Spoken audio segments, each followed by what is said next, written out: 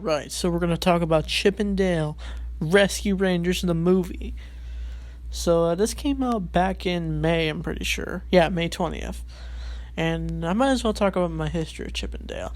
I always liked Chip and Dale when I was little. Like, I would watch them on Mickey Mouse Clubhouse. My mom and dad got me this very old DVD of like random episodes from the very old cartoons back in the 1940s, and I always had fun with those. And I watched some of Chip and Dale Rescue Rangers, and I always liked the theme song, Chip and Dale Rescue Rangers. It was very catchy. It was just as catchy as DuckTales. So this movie came as a surprise to me because I never thought we'd get like a sort of modern Chip and Dale movie. And they don't have squeaky voices. Instead, they're voiced by, I think, Andy Samberg, and I think it was Seth Rogen or John Manley who voices Chip. Like, I don't know who plays who, but I just know those guys voice Chip and Dale.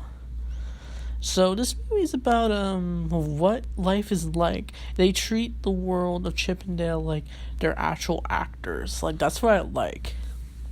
Like, characters are actors within a show, which is funny to me. Because this has so many pop culture references. Like, we're seeing, like, Batman in a Disney movie. Like, that's insane. We see this, like, a bunch of Easter eggs. I think we even see a Beavis and Butthead Easter egg. Like, you can quickly see it. Like, we see a bunch of, we even see, like, Tigress, I think her name is, from that very, of dull Avengers show. I'm sorry to insult it. It was that Avengers Unite, They Stand. Like, how? This is, like, insane. Like, this is, like, an insane creative movie. Like, we're getting stuff that has nothing to do with Chip and Dale in this movie. And it's literally about Chip and Dale going their separate ways. Because it shows that them and the Chip and Dale gang from Rescue Rangers have a good run with Chip and Dale and the Rescue Rangers. It's treated like an actual show. And because Dale wants to do more things other than be in this show, it kind of causes a rift between Chip and Dale. And so they kind of go their separate ways until they meet up again in the future. And then I think they have to go on this mission. I don't know, I have to rewatch the movie. I wanted to, but I've been busy lately. But I'm definitely gonna watch it. But this is, I'm sorry if it came in this review unprepared, but I'm doing what I remember, because it's been months since I saw this movie. So yeah, this is honestly a fun movie, because I love the voice cast. I love how original it is. I like how Chip and Dale don't have squeaky voices. Not that I don't like them, it's just like I can't listen to them be squeaky all day. And what's cool about this movie is that I think Dale goes into a machine that turns him into a CGI version of him, since they're both 2D. Like that's very cool. And I think the villain of this movie is Peter Pan. Now, I'm just going to say this. I think people got mad at this movie because they were insulting the original Peter Pan movie back in the day. Because I think the guy who played Peter Pan, I think he died because he had drug problems. And that's what led to his death at such a young age. And I think that people were mad because they're basically insulting the actor, because this Peter Pan in this movie, who's the villain, I think looks like an alcoholic. And honestly, who knows what the intent was? It's really about the intent. I didn't really notice it. Like, I think if kids watch this, they definitely wouldn't know about this. But I think Peter Pan was a surprise villain, since he was always the charming boy who always never wants to grow up. And it's like, this movie is just, like I said, is insane.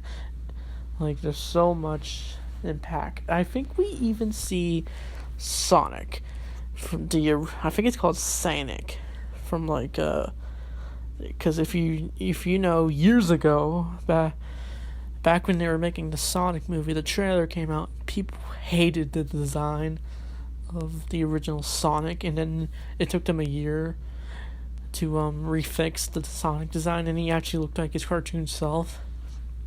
And then they released the movie. It's kind of funny seeing in this movie that Sonic is viewed as a loser. Like, he has his own like convention, because Chip and Dale go to this convention, and pretty much Sonic is just like, no one respects me. People love that Sonic. And there's even like plushes of him, I'm pretty sure, at his convention. And there's like a whole bunch of people in this.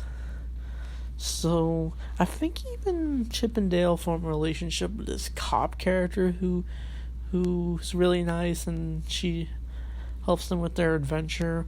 I think the movie kind of slowed down for me as the movie got towards the end, but this was definitely an interesting, creative, fun movie, as I've been saying. And I honestly give this movie like a 7 out of 10. But I definitely can't wait to rewatch it. So tell me, have you seen Chip and Dale the Rescue Rangers movie?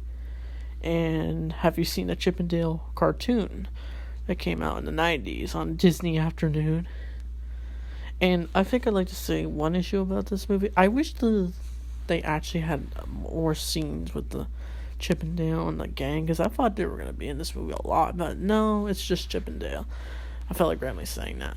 So, I think that's all I have to say about this movie. So, check out Chip and Dale and the Rescue Rangers, and thanks for watching, and see you guys next time.